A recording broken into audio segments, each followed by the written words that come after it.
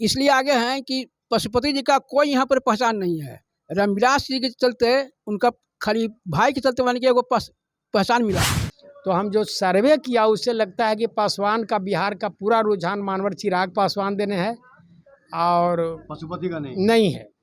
सबसे पहले तो दोनों एनडीए के पार्ट हैं। पहले यह तय हो नरेंद्र मोदी जी के द्वारा कि चुनाव कौन लड़ेंगे, चाचा लड़ेंगे कि भतीजा लड़ेंगे।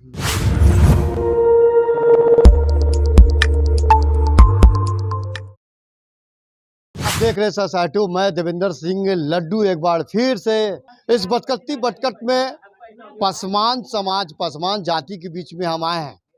चाचा भतीजा लोकसभा चुनाव की तैयारियां शुरू हो चुकी है। चाचा भतीजा का खेल होना भी बाकी है।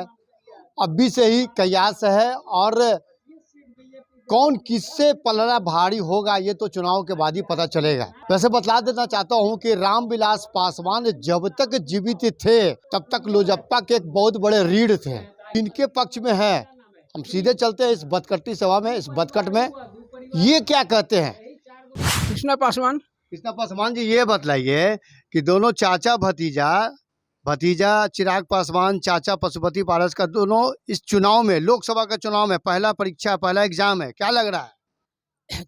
पहला परीक्षा है, इसमें तो सबसे चिराग पासवान आगे हैं। इसलिए आगे हैं कि पशुपति जी का कोई यहाँ पर पहचान नहीं है। रामविलास जी के चलते उनका खाली भाई के चलते मान के एगो पहचान मिला है।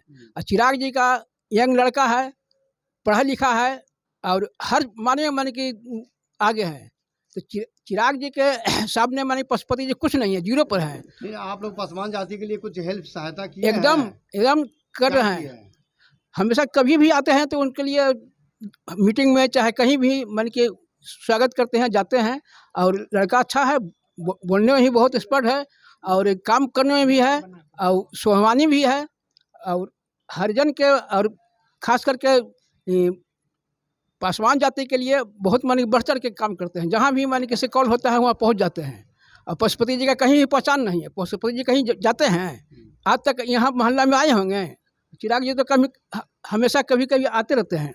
हर मोहल्ला में हर जगह जहाँ भी कॉल होता है वहाँ चले जाते हैं। उनसे अच्छा है कि हाजीपुर से अगर पशुपति उनका माँ का मान के अगर चुनाव मिल जाता है तो बहुत ज़्यादा होगा। वहाँ भी और वहाँ दोनों जगह मान के आ सकते हैं, लेकिन इनका कुछ नहीं है। चच्चा का कुछ नहीं, चच्चा का कुछ नहीं है। खाली रामविलास जी के चलते उनका एक पहचान है और कुछ नहीं है। तो ऐसा कब तक चलेगा? मैंने यहाँ भी नरेंद्र मोदी जी का भी ज़्यादा मान के इन्हीं से लगाव है। और एक बात पर मान के से नीतीश जी का चुनाव में मान के सबसे ज़्यादा मैंने डिफीट बने दे सकें, चिराग जी दे सकें। पशुपति जी का क्या है?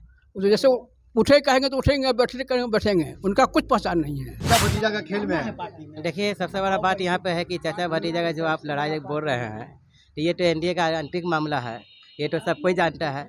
लेकिन जहाँ तक उम्मीद है कि अगर पार्टी के हित में अगर कार्य होता है तो चिराग पासवान को ही ज़्यादा लोग पसंद कर रहे हैं, जिसके कारण जनता उम्मीद है कि चिराग पासवान को ही विजय के रूप में देखना चाहती है। दूसरी बात है कि हमारे पार्टी के अंतर्गत में राम भक्त हनुमान का रोल किए थे, तो वो ऐसा हनुमान है कि हम लोग को भी पार्टी को थोड़ा डैमेज करने में उनका अहम भूमिका है। अब रही बात यहाँ पर ही कि हम यही चाहेंगे कि जनता और उनके समाज के लोग विशेषकर अगर चाहते हैं तो वो चिराग पासवान को ही चाहते हैं। विद्याभूषण प्रभाकर नाम। बताइए प्रभाकर जी। सबसे पहले तो दोनों एनडीए के पार्ट हैं। पहले यह तय हो नरेंद्र मोदी जी के द्वारा कि चुनाव कौन लड़ेंगे, चाचा लड़ेंगे कि भतीजा लड़ेंगे। क्योंकि कोई एक लड़ेंगे चुनाव लोकसभा का, इसलिए ये मामला जो है एनडीए के नेतृत्व के ऊपर निर्भर करता है। अब एनडीए जिसको वहाँ एथी कर दे, क्योंकि दोनों एनडीए के पार्ट हैं। नहीं, दोनों एनडीए के पार्ट हैं और चाचा क्योंकि चाचा मंत्री हैं। नहीं, चाचा भतीजा का ये खेल में दोनों की लड़ाई है। चच्चा तो हाजीपुर से लड़ रहे हैं, भतीजा भी कह रहा है कि हम भी हाजीपुर से ही लड़ेंगे हराने के लिए चच्चा को। तो क्या लग रहा है? अच्छा, सवाल ये है कि कोई भी बाप के बाद उत्तराधिकारी बेटा होता है।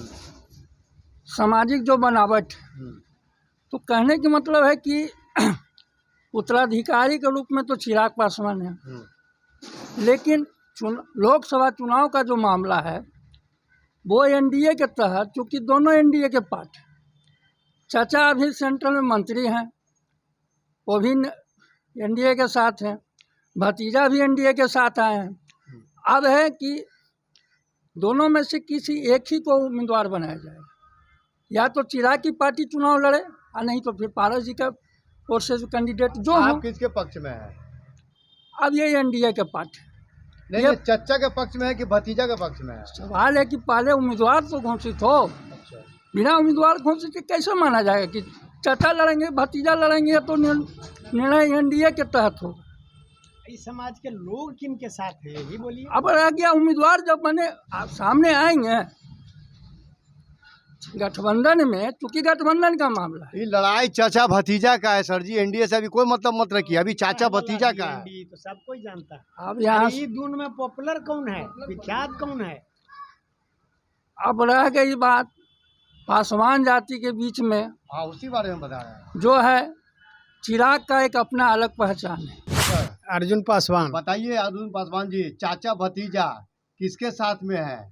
चाचा के साथ में कि भतीजा के साथ में? पासवान अवरी आदरणीय चिराग पासवान जी के साथ हैं। उसमें कारण ये है कि इस सिद्धांत से समझौता नहीं करते हैं। पिछला बार इनको बीजेपी में एनडीए में थे, उस समय भी इनको मानवर प्रधानमंत्री जी 25 सीट बिहार में दे रहे थे, इन्होंने न ले करके अपने लड़ गए। लोग कहते रहा कि प्रधानमंत्री के हनुमान जी हैं, ये समझौता न करे के कारण इनका हानि भी हो गया। अब आज मात्र जमुई से एमपी रह गए, न तो आज फूड मिनिस्टर भी होते हैं, कम से कम 5, 7, 10 सीट आता बिहार में। और जहाँ तक रह गई चाचा भतीजा के बात, तो पशुपति पारस जी वो बड़े लोगों के गिरफ्त में है। सूरजभान सिंह जैसे कहते हैं, बीना देवी उनकी पत्नी जीती हुई हैं एमपी, और उनका एक भाई चंदन जो हैं वो भी एमपी हैं। तो उनका साथ कब गिरा देगा? मानवर रामविलास जी जब स्वर्गीय जिंदा थे, उस समय भी हमने देखा कि 29 एमएलए से लेके अथी बैठल थे। अब नीतीश जी मानवर मुख्यमंत्री जी कहीं कि आइए भैया बड़े भाई हैं, सीएम बनिए, न बनने के कारण फिर उस समय जहानाबाद के रामाश्रय सिंह जिंदा थे, सबके तोड़ के और इनका छांट के अपना मंत्रिमंडल में लोग आ गए। तो इस तरह से जो पशुपति कुमार पारस जो हाजीपुर से लड़ने के लिए बेचैन हैं, सही माने में अगर मैं आप जैसा मानवर मीडिया महोदय से कहना चाहता हूं कि रामविलास जी जवाहरलाल के रिकॉर्ड तोड़ के हाजीपुर से जीते, विश्व में उनका गिनीज बुक में नाम दर्ज हुआ। वो तो है, पहले तो उन्हीं के साथ थे, और उनका सामाजिक कोई वातावरण पशुपति कुमार पारस के कोई खास नहीं रहा जितना कि चिराग के कम उम्र में है। ये पत्रकारिता से लेकर के और फिल्मी दुनिया से लेकर के आ गए जब इसमें, तो इनका एक पहचान अलग है। पिछला बार पार्लियामेंट के चुनाव में इसी पटना घाट पर जहां आप बैठे हुए हैं सर, यहाँ पर हम चिराग जी के साथे थे। रविशंकर कानून मंत्री भारत सरकार थे, और मानवर नंद किशोर जी थे सिटी के विधायक। उनका जो बोल चाल, हाव भाव, भाषण हम लोग सब सुने, और बड़ा अच्छा बोलते भी हैं और करते भी हैं। अभिमानी तो नहीं है, लेकिन भीतर से उनका स्वाभिमान है। नहीं, चाचा भतीजा की लड़ाई में तो पासवान का ही नुकसान है ना? हाँ, पासवान के नुकसान है, लेकिन चाचा अड़े हुए हैं। हम तो संभावना लगाए थे कि मानवर मोदी इनको कहीं राज्यपाल बना के भेज देंगे। उस सीट देना चाहिए था चिराग को, क्योंकि वहाँ से इनकर जो बनावट है पिताजी के समय से बहुत ज़्यादा वोट से जीते थे, जनता भी वहाँ के चाहती है। हम तो हैं सोशल वर्कर, हम जाते रहते हैं, तो उनका वहाँ जाके देखा है, बड़ी डिमांड हो रहा है। लेकिन अब जीत चुके हैं। उनके मृत्यु के बाद मानवर रामविलास जी के इतना स्वाभिमानी रामविलास जी थे अपने जीवन में कि एक वोट से मानवर अटल जी ऐसा आदमी को जब गिरा सकते हैं।